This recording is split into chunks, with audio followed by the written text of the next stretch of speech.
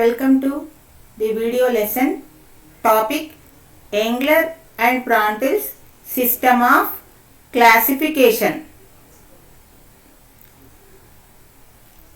Myself, I am K. Anuradha, Assistant Professor of Botany, working at Government Degree College, Sadashivapet.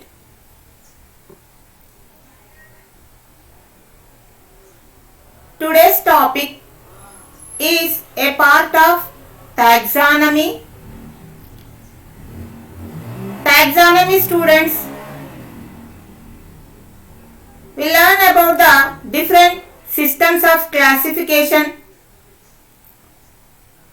In that, Adolf Engler and Karl Prandtl, they have created a classification. That classification is a well-known example for phylogenetic system of classification. Classification systems can be divided into three types. They are artificial system of classification, in which only one or two characters have taken into consideration to classification. Example for the artificial system of classification is Linnaeus classification. Linnaeus taken only the number of stamens into consideration to classify the plants. If the plant has, the flower shows single stamen, then it comes under the group of monandry. If it has two stamens, diandry, and so on.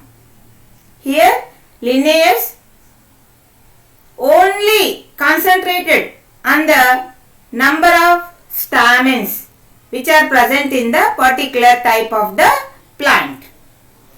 So that type of classifications are known as artificial system of classification.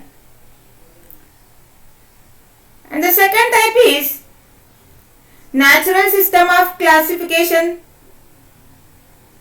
in which more than two characters of the plants, that two morphological characters, are taken into consideration. And the third type is phylogenetic system of classification. Especially in the phylogenetic system of classification, it is based on not only morphological characters but also physiological, anatomical, genetical and evolutionary characters also. All the phylogenetic classifications have created after Darwin's evolution theory. In the natural classification, they take many characters into consideration, but they not go beyond the morphological characters. For example, if we take Bentham and Hooker's classification, it's a best example for natural system of classification. They have taken so many characters into consideration for the preparation of the classification. Now, let us come to our present topic, Engler and Prandtl's system of classification. Adolf Engler and Karl Prandtl. These are the both, they belongs to Germany. They are German botanists. They have classified plant kingdom. Not only flowering plants, even they have taken cryptogams, algae, fungi, bryophyta, pteridophyta, gymnosperms, angiosperms and also bacteria. So, they have classified from algae to angiosperms. Their classification based on evolutionary trends. They have followed evolutionary trends. Plant groups have been arranged in a way that primitive groups followed by advanced groups. That means if the plants having some primitive characters and some more plants they have advanced characters, then they kept the plants with primitive characters they placed them in the prior position. They have given prior position to the plants which have primitive characters. And the plants which have more advanced characters, they have placed later to the primitive plants. That means they have followed the evolutionary theory of Darwin. So it is appropriate. Here, Engler and Prandtl system of classification is very much followed by the North America and South America and some of the European countries. In our country, we are following Bentham and Hooker system of classification. So, this Engler and Prandtl classification is a phylogenetic classification. So, it is very much liked by many countries. And one more important thing is that in the Engler and Prandtl's classification, they have already classified algae to angiosperms. The main important factor is they have separated gymnosperms from the angiosperms. So, totally they have kept distance from the angiosperms to gymnosperms.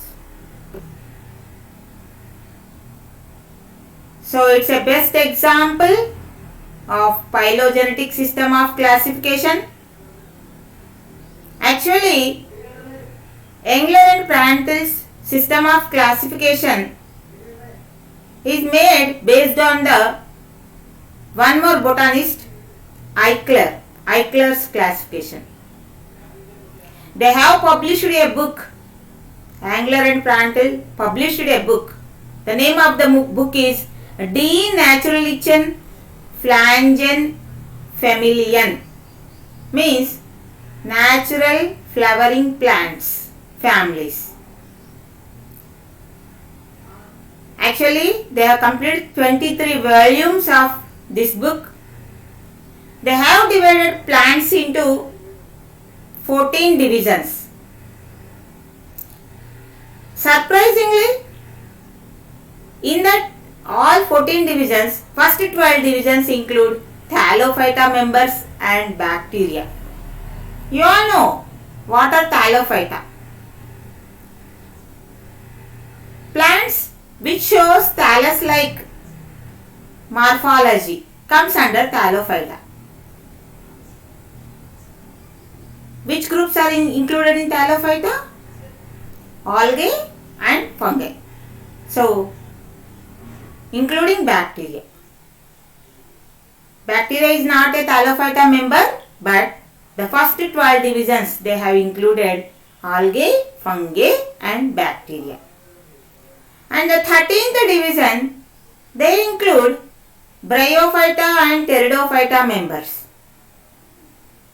So all the cryptogams, non-flowering plants have been kept in total 13 divisions, and phanerogams, flowering plants, are placed in 14th division of the Die Natürlichen Pflanzenfamilien book. So 14th division include phanerogams. They have named phanerogams as Embryophyta siphonogamia. This Embryophyta siphonogamia having flowering plants. They have classified flowering plants into 303 families. So, now we are concentrating only on the phanerogams, right?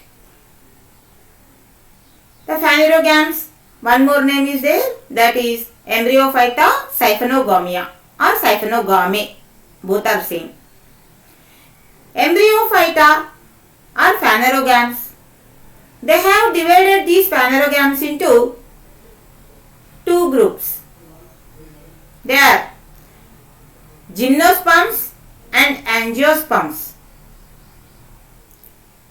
In the Bentham and Hooker's classification, they have divided the plants into flowering plants into three groups: dicotyledons, gymnosperms and monocotyledons. Here, in this classification, they have separated the gymnosperms from dicots and monocots. So, you all know, dicots and monocots comes under the division angiosperms. So, they completely separated from dicots and monocots. Nothing else, nothing but one more thing is that gymnosperms are placed before angiosperms, not in the middle of the dicots and monocots.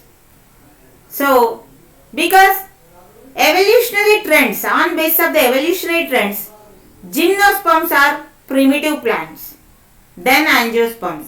So, the placement of the gymnosperms before angiosperms is an appropriate one.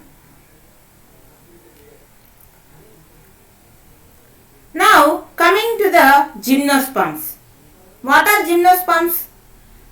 Gymnosperms are the plants which possess naked seeds.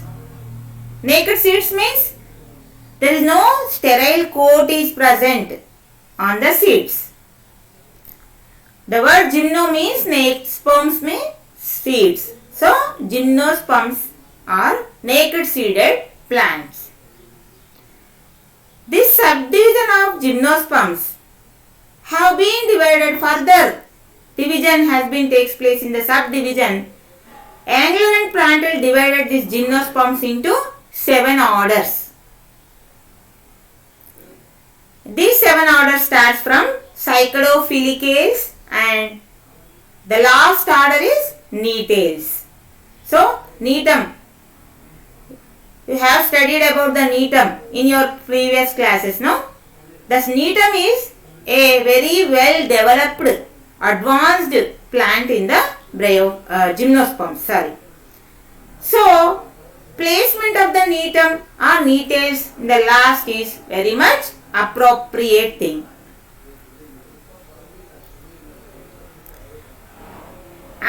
Now let us come to the angiosperms. So, what about the gymnosperms? Gymnosperms are placed before angiosperms and they have divided into 7 orders. The first order is Cycadophyllicales and the last order is Netales. I am not going into the details of the gymnosperms total classification. Now we are concentrating only on the angiosperms. Angiosperms are divided into dicotyledons and monocotyledons. What are dicots and what are monocots? Di means 2. Dicotyledons means presence of 2 cotyledons, right? Presence of 2 cotyledons in seed. Plants which contain 2 cotyledons in seeds comes under this category dicotyledons. And monocotyledons. What are monocotyledons? Mono means single cotyledon.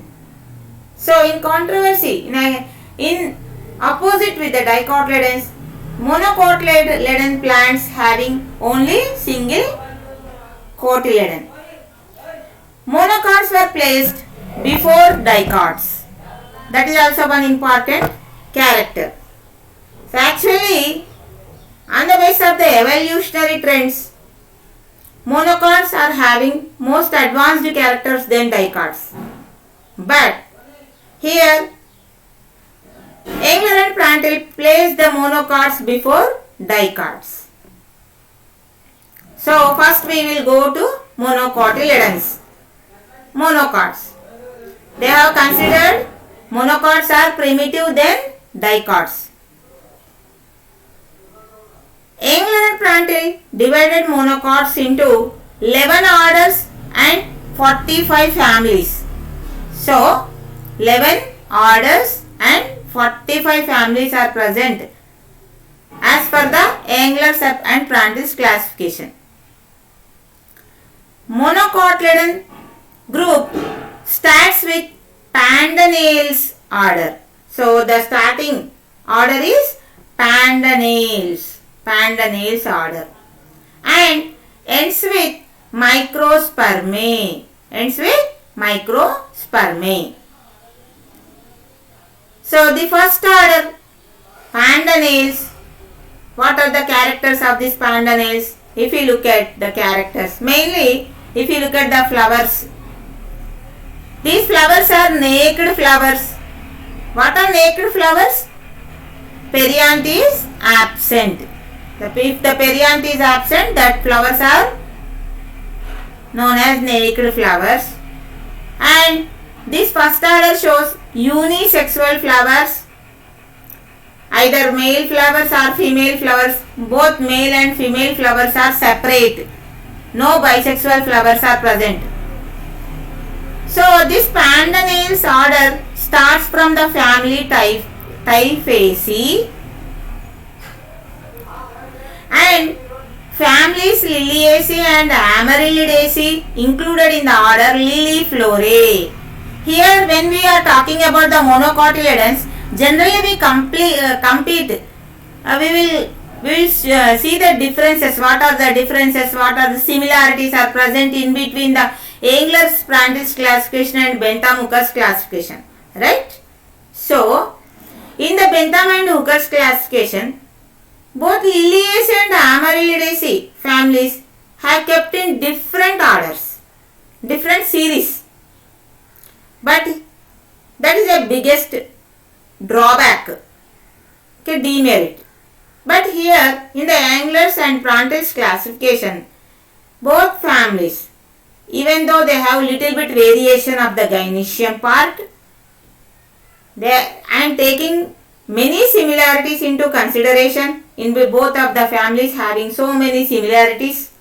So these families Liliaceae and Amaryllidaceae included in the same order. What is that order? Liliflorae.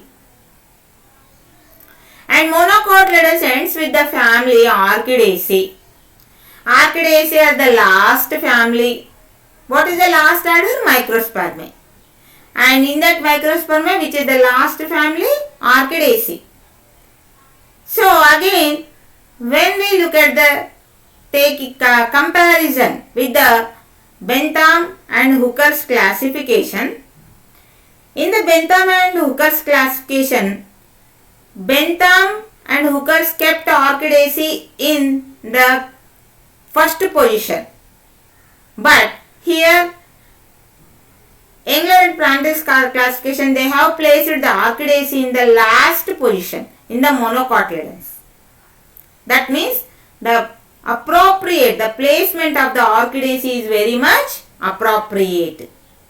But the thing is that family Poaceae Graminae, which is placed in the Glumiferae, has not given some appropriate position, because Graminae is very much developed family having advanced characters. But Bentham and Hooker's, they have given the higher position to the best position to the Graminae.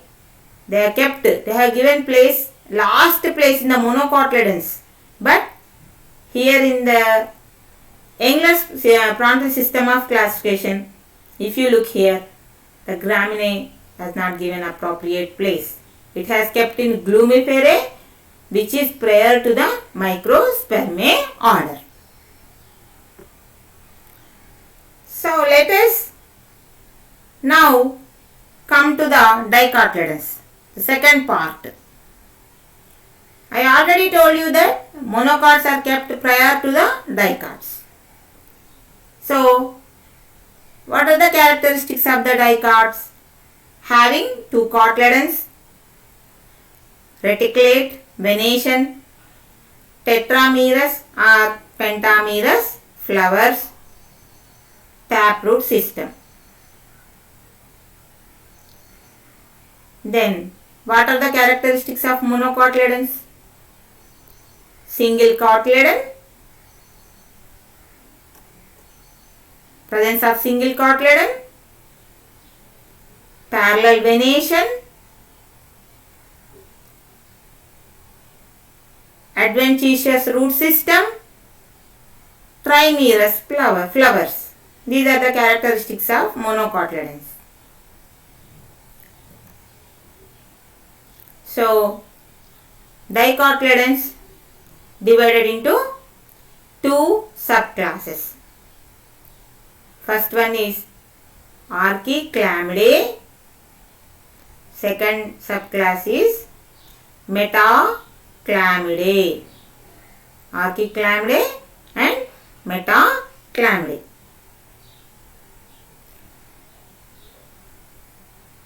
Metaclamidae has one more name, Sympetale. It is also Sympetale or Metaclamidae.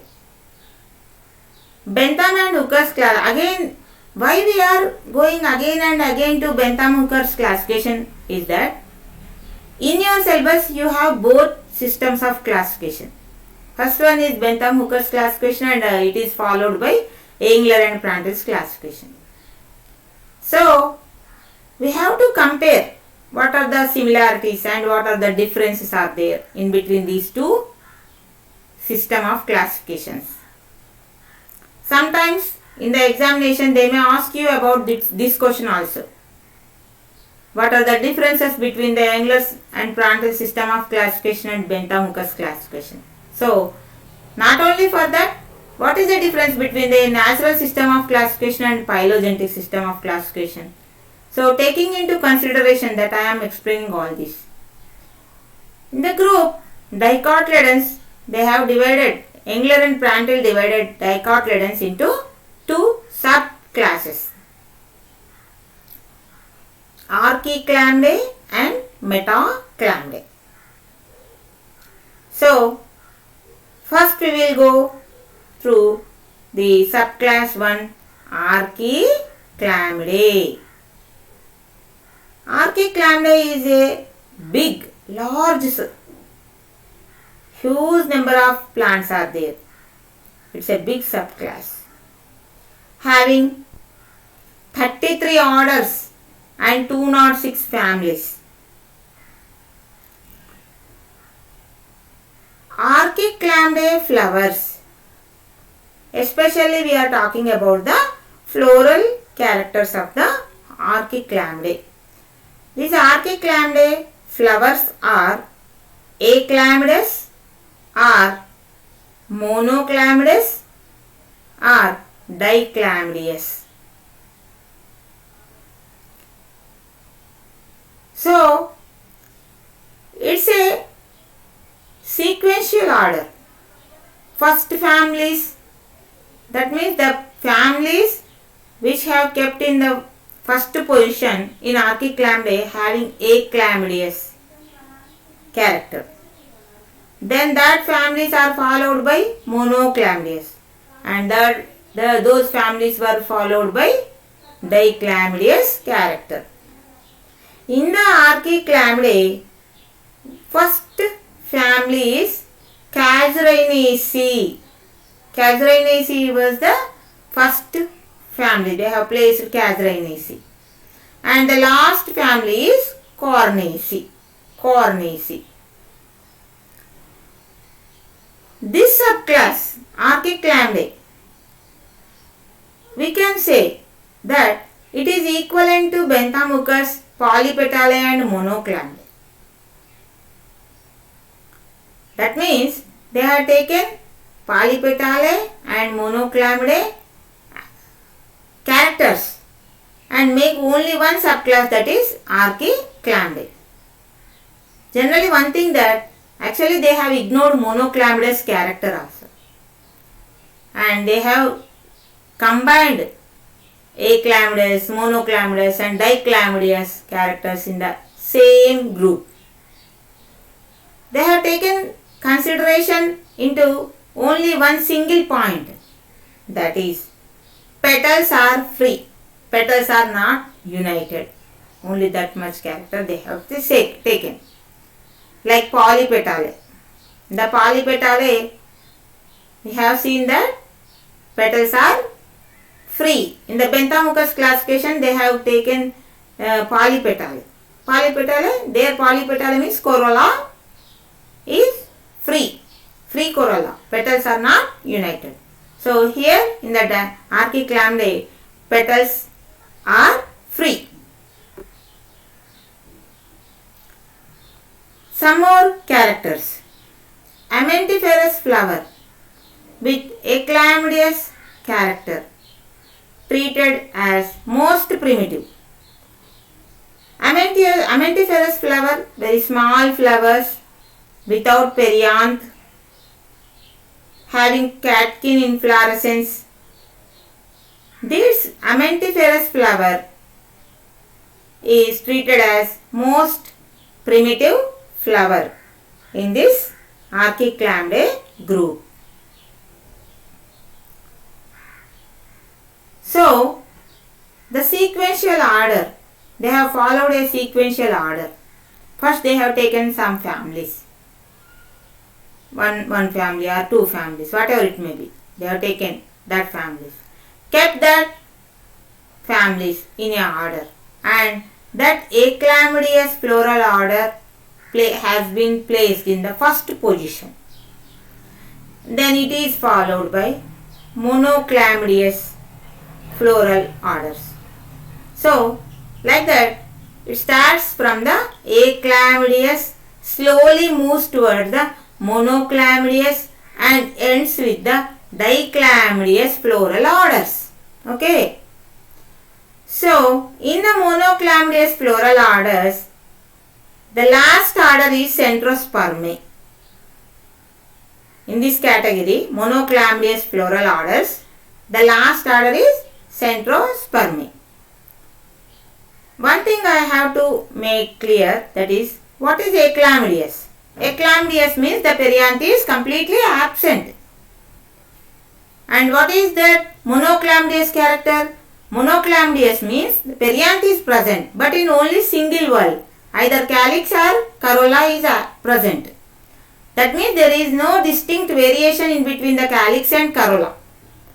And what is the meaning of Diclamidaeous character? Diclamidaeous means having corolla and calyx, and they are distinct with each other. So, in the Monoclamidaeous orders, the last order is Centrospermae. Families like Amaranthaceae, Nyctaginaceae and Portulacaceae, etc. These families were included in the Centrospermae order.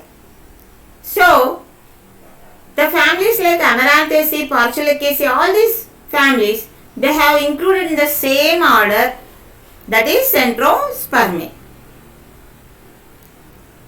And the thing is that this Archiclamidae starts with the order Verticillatae.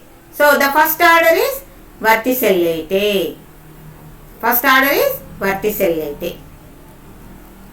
Look here, what is the first family? Casuarinaceae. And what is the last family? Carnaceae. Okay. So, the first order is Verticillatae and the last order is Umbelliflorae. Umbelliflorae. Here one similarity is there. When we look at the Benthamucous classification and when we compare that with Engler's-Prantls classification, both have given a top position, advanced position for Umbelliflorae order. Because it has so many advanced characters. Okay, so like that, archaic lambda starts with the order Verticillata and it ends with the Umbelliflorae order. Next, we come to the Metachlamydae. This is subclass 2, Metachlamydae. It has given one more name, that is Sympetalae. Sym means united. United petals. Petals are united with each other. Fused corolla means corolla is fused. In the Bentham and Hooker's classification, Gamopetalae is equal to here Metachlamydae. Metachlamydae can be compared with Gamopetalae. In the Gamopetalae also petals fused. Here in the Metachlamydae also petals fused condition. Petals are fused, not free. Metachlamydae, it starts with order Ericales.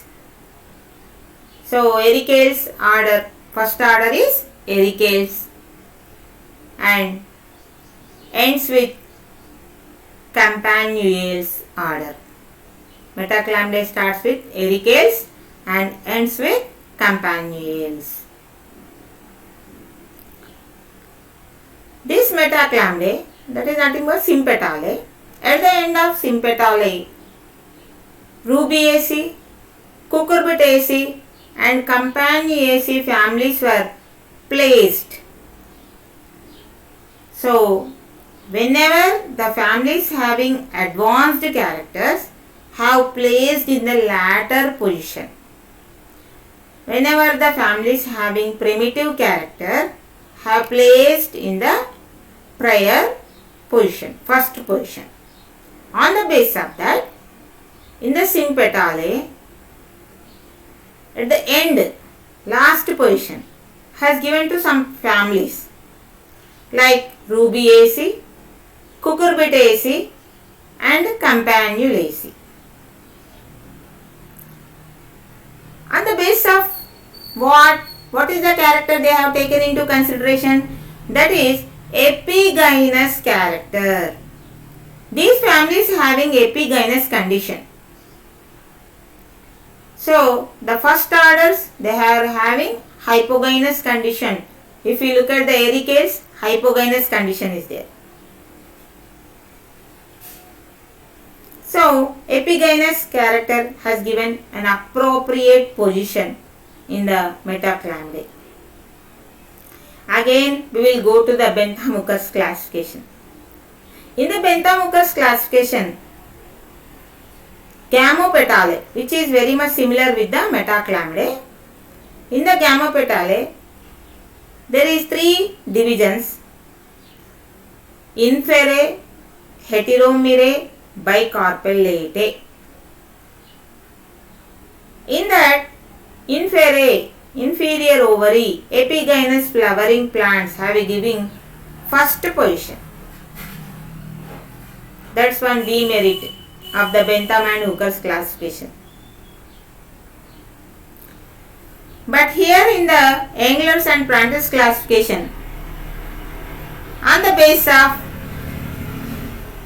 evolutionary trends, epigynous flowering plants has given most advanced character. It's a most advanced character and they have been kept in the last place. So, in the Metachlamydae, one more advanced characters family, Asteraceae family, that is Compositae. Compositae family placed at the end of the Metachlamydae. Asteraceae has given much importance. In the Bentham-Hooker's classification, Asteraceae kept in the inferior order, which is treated as primitive. Then Solanaceae. But in the Engler's Prandtl classification, Asteraceae family placed at the end. Most advanced characters are there in the Asteraceae family, like head inflorescence and safety mechanism, like that pollination, insect pollination, safety mechanism. So Cypsela, fruit, all these are advanced characters. One important thing is that when we look at the Cucurbitaceae family, Cucurbitaceae having a mixture of characters with polypetalae and gamopetalae. That's why Bentham Hooker kept Cucurbitaceae in polypetalae. Engler and Prandtl's classification, here this family was included in Sympetalae, Metachlamydae. Cucurbitaceae family was included in Sympetalae. Now let us look at the salient features of the Engler and Prandtl system of classification. Mainly flower characters.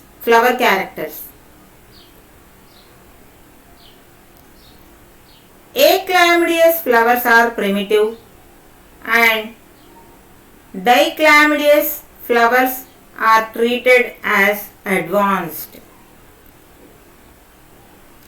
So, reduced or absence of perianth character is treated as primitive when compared with the presence of perianth, right? Calyx and corolla, if they are absent, that flowers are known as achlamydous flowers. Achlamydous flowers are primitive. That's why they have kept catkin type of inflorescence in the first position. Amentiferous flower in the first position. They put the pandanales in the first position in the monocots. And the next point is unisexual flowers are primitive. So, unisexual flowers means either female flowers or male flowers, both are separated, then that character is unisexual character, and Engler and Prandtl treated it as primitive character, then bisexual flowers having plants. Next point is chalazogamy is treated as primitive, then the porogamy. Chalazogamy means entry of pollen tube into the ovary.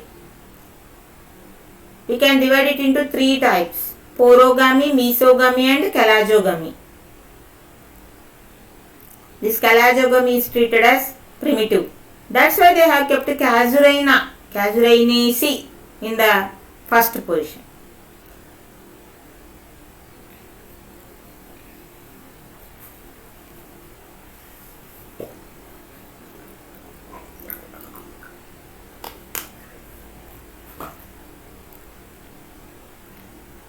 Actinomorphic flowers are primitive.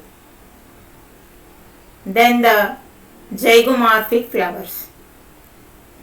So, if we look at the flowers which are actinomorphic in position, that means symmetrical flowers, they are primitive. Then the partially symmetrical flowers, zygomorphic flowers, are more advanced than the actinomorphic flowers. Hypogynous flowers are treated as primitive than the epigynous flowers. So, epigynous condition is an advanced condition on the basis of evolutionary trends also. So, this character is correct. Hypogynous flowers are primitive. Epicarpus carpels are primitive than the Syncarpus carpels. So, free carpus condition, free carpels are primitive than the Syncarpus condition. And And the last feature is anemophily was primitive. Anemophily was treated as primitive character. Then entomophily. What is anemophily? Anemophily is pollination which takes place by the air is anemophily. It is treated as primitive character. Now look at the merits of the Engler and Prandtl system of classification.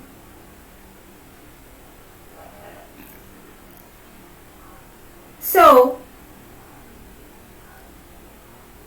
they have taken so many plants, large number of plants, and they have studied the plants. They have taken distinct characters of the plants. They have noted that distinct characters and they made diagrams of all the plants. So that is one merit. And the second merit is that their classification is phylogenetic classification. Phylogenetic classification is a classification which is made on the basis of so many categories, including genetics and evolution also. So, their classification is based on phylogenetic relation. That is one merit. And one more thing is that gymnosperms treated as primitive, then angiosperms. They have kept gymnosperms prior to the angiosperms is one more merit of the Engler's and Prandtl's classification. Okay? Right. Next point of merit is they have completely neglected or eliminated the group of monoclamidae of Bentham and Hookers. Actually, they have united that monoclamidae within the archiclamidae only. So, this monoclamidae is not a separate group in the Engler's Prandtl classification. That is also one merit.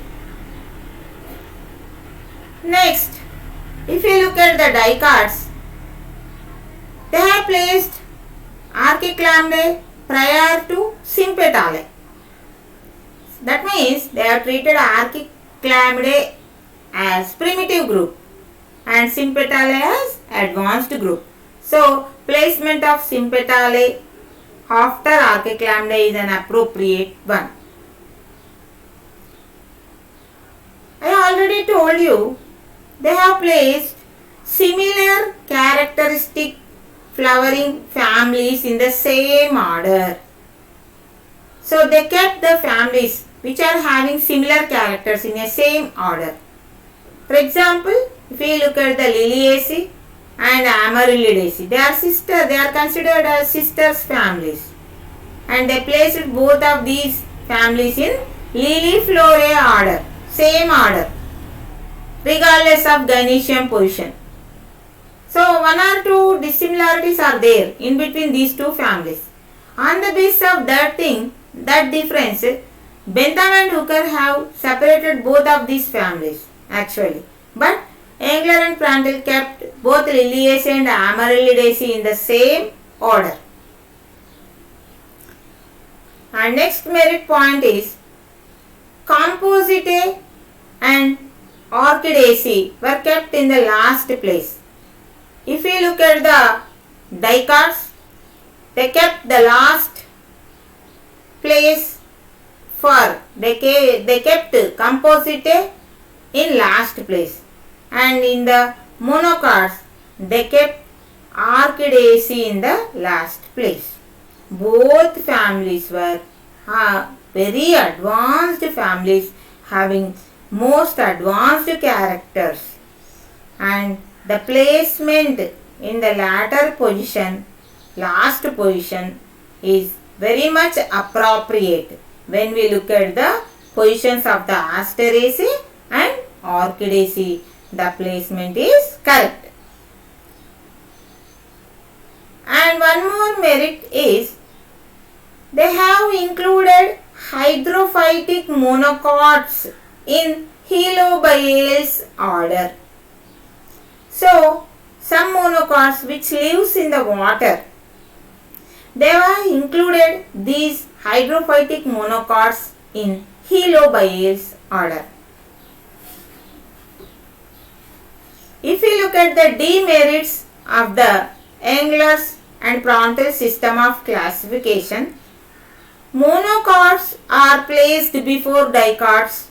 That's the one important demerit point, because monocots are having advanced characters, and these Engler and Prandtl placed monocots prior to the dicots.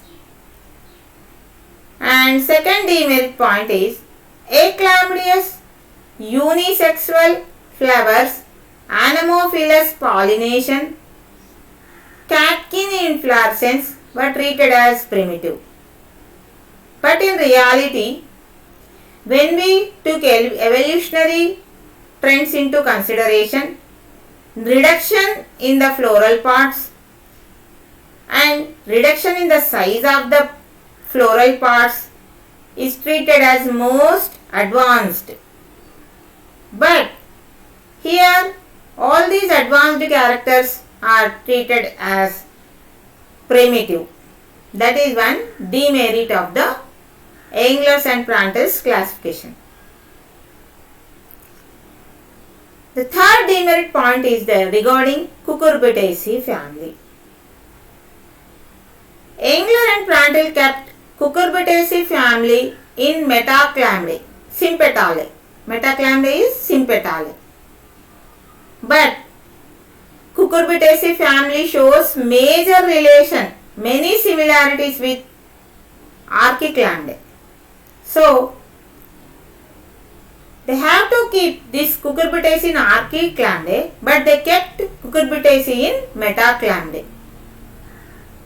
Bentham Hooker kept Cucurbitaceae in Polypetale.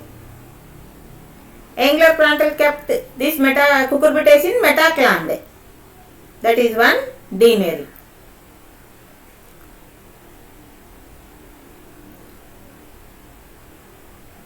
But one more demerit is that Helobiales is a primitive order having very primitive plant characteristics plants, and they have placed this Helobiales order in between most advanced orders like Pandanus and Graminae. So, they have placed the advanced orders like Graminae, and Graminae is placed after Helobiales. The one more important demerit is Graminae was not given appropriate position. I already told you that Poaceae is a family having many advanced characters, but it has not given appropriate position in the Engler's and Prandtl system of classification. So, this is about Engler's and Prandtl system of classification. It's an important essay question for your examinations. Question comes like this: describe Engler's and Prandtl system of classification and mention its merits and demerits. So please prepare notes with the help of these slides and learn that thing. Thank you for listening.